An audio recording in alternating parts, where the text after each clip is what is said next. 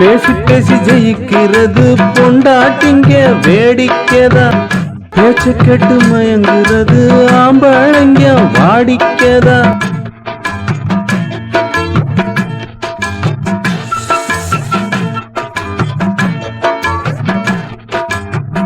Ice ice Manmadhan போலவதான் பொண்ணு மாப்பிள்ளை தேடிடுவா.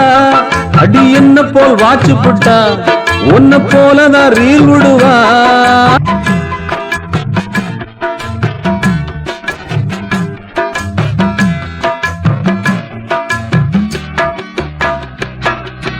ஆண் பிள்ளையானாலும் நான் ஆண் பிள்ளை தாண்டி. நான் சின்னவன் ஆனாலும் உன் மன்னவன் தாண்டி.